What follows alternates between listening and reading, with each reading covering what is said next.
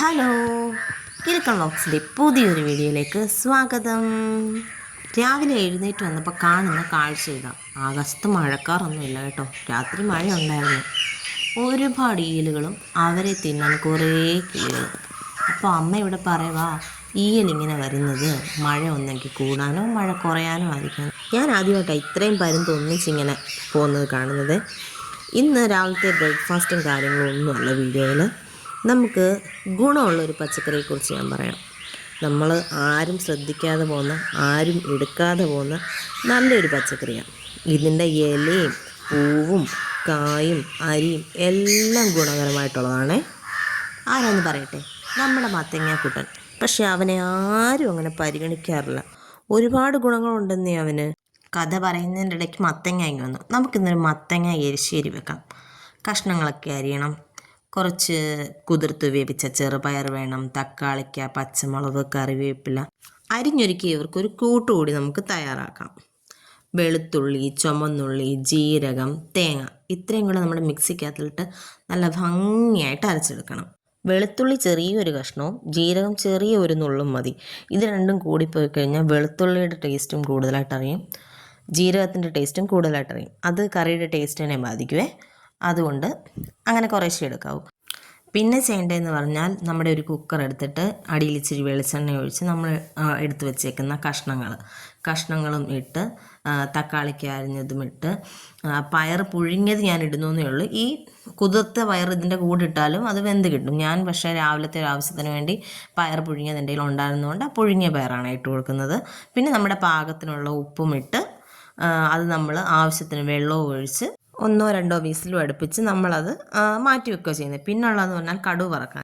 അത് വെന്ത് വരുമ്പോഴത്തേക്ക് നമുക്ക് മത്തങ്ങയെക്കുറിച്ച് കുറച്ച് കാര്യങ്ങൾ പറയാം. ധാരാളം നാരുകളാൽ സമ്പുഷ്ടമാണ് മത്തങ്ങ. അതുപോലെ നല്ല വാട്ടർ കണ്ടൻ്റ് ഉള്ള ഒരു വെജിറ്റബിളാണ്. പിന്നെ ശരീരഭാരം കുറയ്ക്കുന്നവർക്കൊക്കെ ഇത് നല്ല രീതിയിൽ വർക്ക് ചെയ്യുന്ന ഒരു സാധനമാണ്. അത് പോരാതെ വൈറ്റമിൻ എ, അയൺ തുടങ്ങിയ സാധനങ്ങൾ ഉള്ളത് കൊണ്ട് തന്നെ നമുക്ക് ശരീരത്തിന് ഏറ്റവും ഗുണം ചെയ്യുന്ന സാധനം. അതുപോലെ പൊട്ടാസ്യം ഉള്ളത് കൊണ്ട് തന്നെ നമ്മുടെ ഹൃദയാരോഗ്യത്തിന് വളരെ ഗുണം ചെയ്യുന്നവർ. പിന്നെ നമ്മുടെ സ്കിന്നിനും മുടിക്കും എല്ലാം ഇവൻ സൂപ്പറാണ്. കടുക് വറക്കാനുള്ള സാധനങ്ങളെല്ലാം റെഡിയാണ്. എല്ലാം സാധാരണ ചെയ്യുന്നത് പോലെ തന്നെയാണ് കടുക് വറക്കുന്നത്.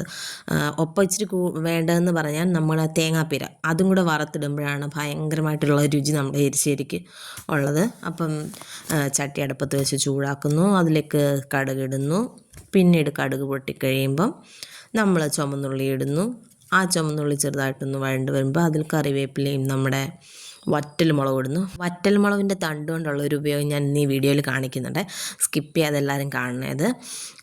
നല്ലതുപോലെ ഇതിങ്ങനെ മൂത്ത് വരണ്ട, ഒരു പച്ചയൊന്ന് മാറുമ്പോൾ വേണം നമ്മുടെ വറ്റൽമുളക് ഇട്ട് കൊടുക്കുക. അല്ലെന്നുണ്ടെങ്കിൽ വറ്റൽമുളക് ആദ്യമേ ഇട്ട് കഴിഞ്ഞാൽ വറ്റൽമുളക് കരിഞ്ഞു പോകും. പിന്നെ കറിവേപ്പില, നമ്മളെല്ലാ കറിക്കും നല്ല രീതിയിൽ കറിവേപ്പില ഇടണം. അതൊരു പ്രത്യേക ടേസ്റ്റ് തന്നെയാണ്. പിന്നെ ഈ മൺചട്ടിയിൽ വെക്കുന്ന കറി പറയാൻ പറ്റത്തില്ല, അസാധ്യ രുചിയാണ് അതിന്. പിന്നെ നമ്മൾ തേങ്ങാപ്പീരയാണ് കേട്ടോ. ആ തേങ്ങാപ്പീരയും കൂടെ നമ്മൾ അങ്ങനെ നല്ല രീതിയിൽ റോസ്റ്റ് എടുത്തൊരു ഗോൾഡൻ ബ്രൗൺ കളറായിട്ട് വരുമ്പം നമ്മൾ എന്ത് ഇട്ട് കൊടുക്കണം, ഇച്ചിരി മുളക് പൊടി ഇട്ട് കൊടുക്കും. മുളക് പൊടി ഇടുന്നതെന്ന് പറഞ്ഞാൽ ആ കറി കുറച്ചൊന്ന് കളർഫുള്ളാകാൻ വേണ്ടിയാണ്. അത് നമ്മൾ കരിഞ്ഞു പോവാതെ നോക്കണം. കരിഞ്ഞു പോയി കഴിഞ്ഞ് കഴിഞ്ഞാൽ നമ്മുടെ കറിയുടെ ടേസ്റ്റേ മാറിപ്പോകും.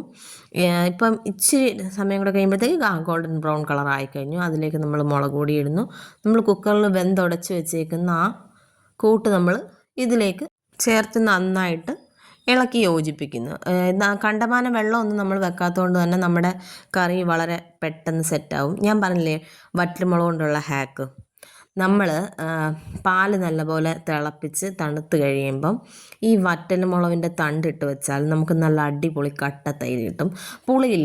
നല്ല പുളിയില്ലാത്ത കട്ടത്തൈരിന് ഏറ്റവും ബെസ്റ്റായിട്ടുള്ള ഒരു സൊല്യൂഷനാണ് ഇത് കേട്ടോ. ഞാൻ ഈ അടുത്തിടയിലാണ് ഇങ്ങനെ ചെയ്തു തുടങ്ങിയത്. നല്ല റിസൾട്ടായിരുന്നു. ആദ്യത്തെ പ്രാവശ്യം ചെയ്തപ്പോൾ തന്നെ ഓക്കെ ആയി. ഞാൻ വിചാരിച്ചപ്പോൾ നിങ്ങൾക്ക് കൂടെ ഒന്ന് ആവുന്നെങ്കിൽ ആയിക്കോട്ടെ. ഇത് ഞാൻ ഇന്നലെ ഇട്ട് വെച്ചത്, ഇന്ന് രാവിലെ എടുത്തപ്പോൾ ഉള്ള ആ ഒരു ഇത് ഞാൻ കാണിക്കാം. താണ്ടെ ഇപ്പം നോക്കിക്കോണം, നല്ല കട്ടയായിട്ടുള്ള തൈരാണ് കിട്ടുന്നത്.